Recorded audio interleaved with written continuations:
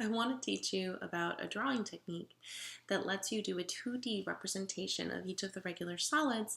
It kind of gets you out of having to endlessly make these 3D representations on your homework. I think it lends a little more clarity to the exercises, and it's just kind of better all around. So on the right here, we have a tetrahedron, and there are things that we already know about the tetrahedron. It has 4 edges, 4 vertices, it has 6 edges, it has 4 faces, and 3 of those equilateral triangles meet at each vertex.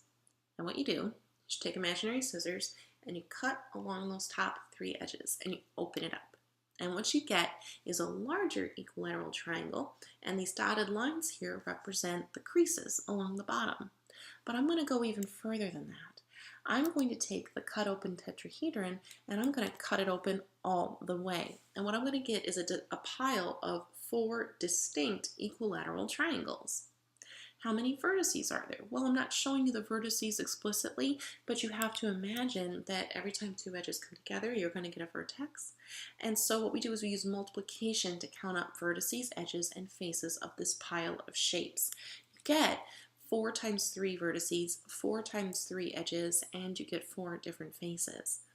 So when you reassemble the tetrahedron, what happens?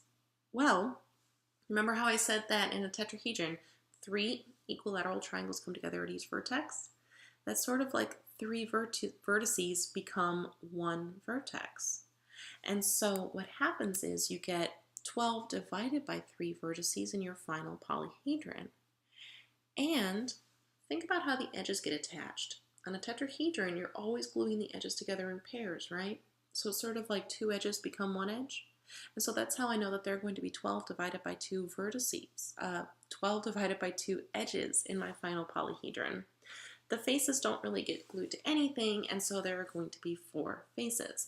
So I've recreated those results about the tetrahedron that I already knew. So let's use it on a polyhedron that we don't know so well. So here's an icosahedron, 20 different equilateral triangles.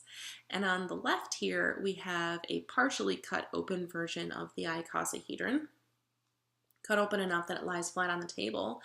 But notice that at each of these vertices, you have 5 different equilateral triangles that come together. Well, okay, so what we're going to do is we're going to count up V, E, and F for a pile of 20 equilateral triangles, and then we're going to use division to find the properties for the icosahedron. So the icosahedron is going to have 60 divided by 5 vertices, right?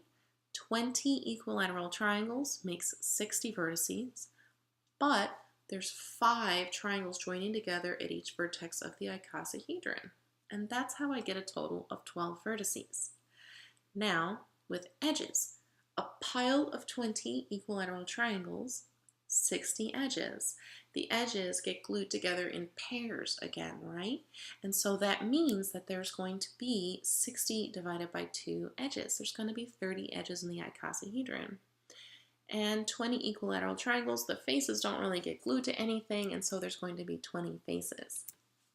And so without having to mark up a paper icosahedron or, I don't know, try to keep track of what you counted and not counted yet, you can get that 12, 30, 20 really quickly by just cutting the shape open.